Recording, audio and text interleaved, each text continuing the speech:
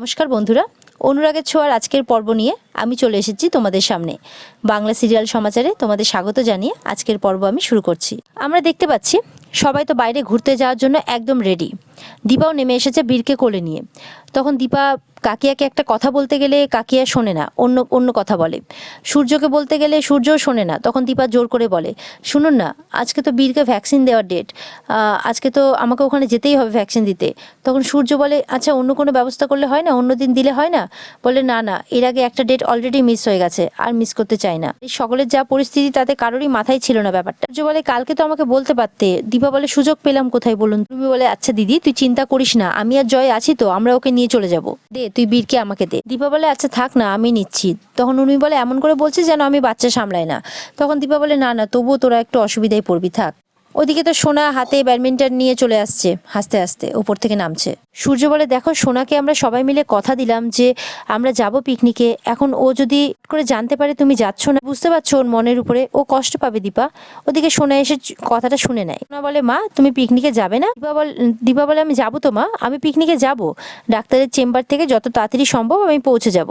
সোনা বলে, আমি ভেবেছিলাম যে আজকে অন্তত তুমি আমার সাথে যাবে। দীপা বলে, আমি তো পুরো সময়টা তোমার সাথেই থাকবো, কিন্তু ভাইকে তো ভ্যাকসিনটা দিতে হবে, বলো তুমি থাকো মা, আমি ভাইকে নিয়ে যাই, না হলে আরো দেরি হয়ে যাবে। তুমিও দীপার সঙ্গে যাবে বলে। দীপা বলে, আমি মন খারাপ করো না মা, আমি তাড়াতাড়ি চলে আসবো, প্রমিস। সোনা আবার কাঁদতে থাকে। সোনা বলে, তোমার কাছে আমি সবার পরে মা, বলে কাঁদতে থাকে। সূর্য এটা দেখে, কি করবে কিছু ভেবে পায় না। ওদিকে দেখা যাচ্ছে রূপারা এখনো হেঁটেই চলেছে, রাত থেকে সকাল হয়ে গেল, এখনো হাঁটছে। সূর্য বোঝাতে গেলে সোনা বলে, মা কেন চলে গেল? তখন সূর্য বলে, তুমি তো বুঝতেই পারছো ভাইকে ভ্যাকসিন দিতে গেছে, সেটা দেওয়াটা তো খুব জরুরি, তাই না? সোনা চিৎকার করে বলে, অন্য কেউ ভাইকে নিয়ে যেতে পারতো না? সূর্য বলে, আসলে ছোট কাকিয়া তো চেষ্টা করলো, কিন্তু ভাই তো গেল না ওর কোলে, সেই জন্যই মা গেল। ভাই তো ছোট, দেখো তুমি তো বুঝবে, তুমি তো বড়, ভাই মাকে ছাড়া যেতে চাইছে না, ওই জন্যই। মা তো কথা দিয়েছে মা ঠিক চলে আসবে। সূর্য এদিকে অনেক করে বোঝাতে থাকে। সোনা চিৎকার করে, তোমরা কেন আমাকে মিথ্যে বলছো? আমি আর তোমাদের কোনো কথা শুনবো না। সূর্য বলে, কি বলছো তুমি এগুলো?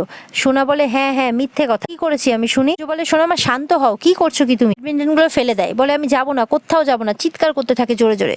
সূর্য বোঝাতে থাকে, শান্ত হও মা, শান্ত হও, প্লিজ শান্ত হও, কেন করছো এসব? সূর্য মনে মনে ভাবে, এই ভয়টাই পাচ্ছিলাম দীপা, না বোঝাতে পারছি তোমাকে, না বোঝাতে পারছি সোনাকে, কি করব আমি এখন?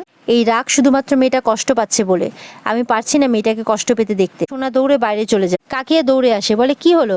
সূর্য তখন বলে, দীপা গেছে ভ্যাকসিন দেওয়াতে বীরকে, ওই জন্য। কাকিয়া তখন বলে, উফ তুমি সোনাকে ধরো, বলে সোনার পেছন পেছন কাকিয়া সূর্য দুজনেই দৌড়ায়। সোনা চিৎকার করতে থাকে, মা কেন চলে গেল, কেন আমাকে নিয়ে যেতে পারলো না? আমি যাব না কোথাও। সোনা চিৎকারের পর চিৎকার করে যাচ্ছে, মা কেন চলে গেল, কেন আমাকে নিয়ে যেতে পারলো না, কেন চলে গেল মা?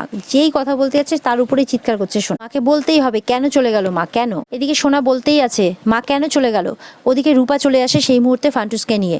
রূপা বাইরে থেকে শোনে। সোনা বলে যে কেন চলে গেল মা, কেন?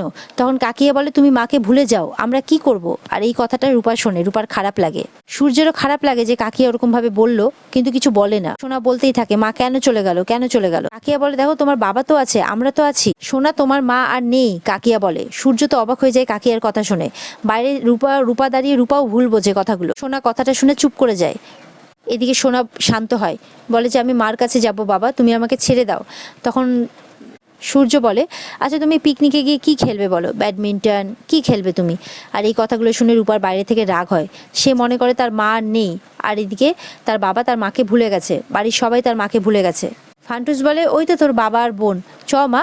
তখন রূপা বলে, রূপা যাবে না, তুমি শুনলে না, কাকিয়া বললো মা আর নেই, কাঁদতে কাঁদতে বলে রূপা। আর এদিকে হিংসুকুটিও আমার কথা বলছে না, মা মরে গেছে আর রূপা হারিয়ে গেছে, কাঁদতে কাঁদতে বলে রূপা। আর এখন বাবা হিংসুকুটিকে নিয়ে আনন্দ করতে যাচ্ছে। রূপার মাথা ঘুরতে থাকে। ফান্টুস তখন সামলায়, রূপার মা তাহলে রূপাকে মিথ্যে বলেছিল।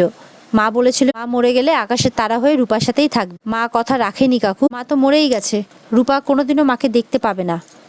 মায়ের কথাগুলো ভাবতে থাকে রূপা, যেই সময় মা তাকে বলেছিল তুমি মায়ের চোখের আড়াল হইও না। রূপা কাঁদতে থাকে, বলে রূপা ওদের কাছে যাবে না কাকু। ফান্টুস বলে, কিন্তু তুই যে বললি।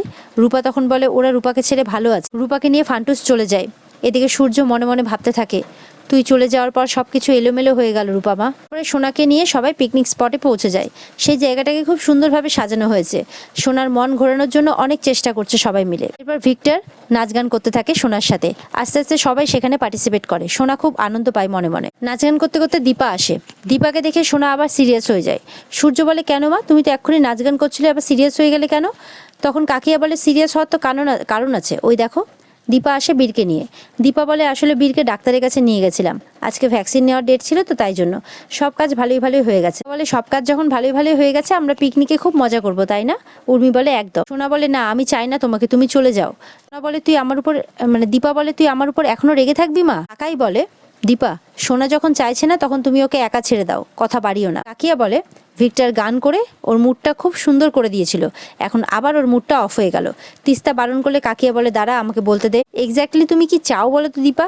কাকিয়া বলে দেখ মা আমার উপর রাগ করিস না, ভাইকে তো ভ্যাকসিনটা দিতেই হতো বল, তোকে আমি কালকে রাত্রে জানাতে পারিনি। মা তোকে খুব ভালোবাসে মা, খুব ভালোবাসে। সূর্য বলে দীপা বাদ দাও, এই টপিকটা এখানে এন্ড হলে খুব ভালো হয়। দীপা বলে ঠিক আছে, তুই যখন এতই রাগ করছিস আমার উপর তখন আমি আর এখানে থাকবো না, তোরা এখানে মজা কর আনন্দ কর, আমি চলে যাচ্ছি, আমার খুব ভুল হয়ে গেছে। সোনা তখন বলে মা আমি তোমার কাছে সবার লাস্টে তাই না মা? দীপা বলে কি বললি তুই?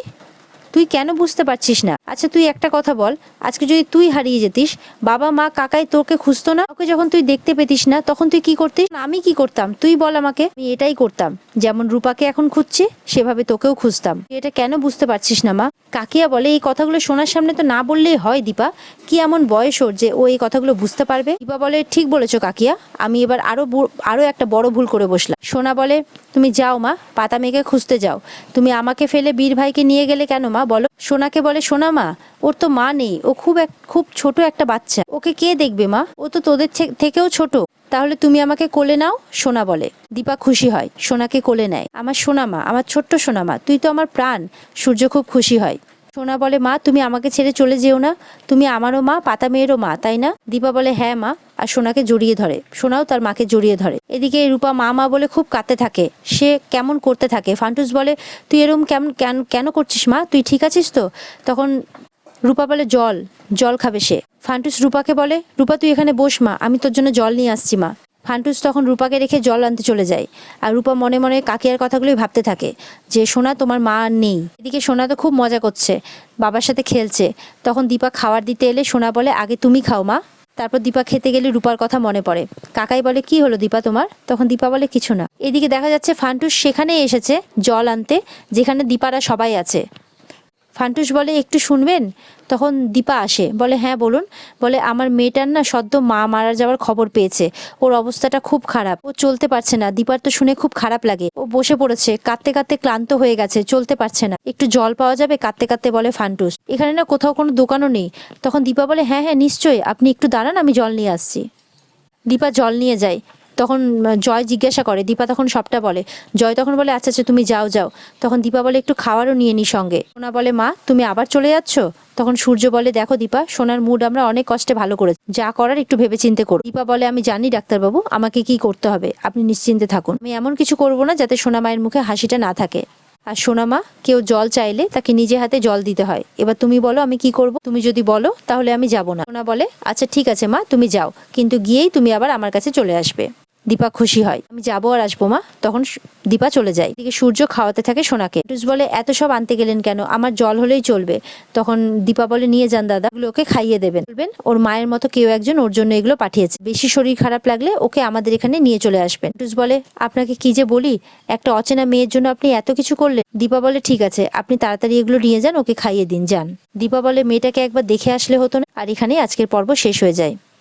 তো বন্ধুরা পর্ব ভালো লেগে থাকলে অবশ্যই চ্যানেলকে লাইক কমেন্ট আর সাবস্ক্রাইব করে দেবে। দেখা হচ্ছে আগামীকালকে অনুরাগের ছোঁয়ার আরেক পর্ব নিয়ে। ততক্ষণ টাটা।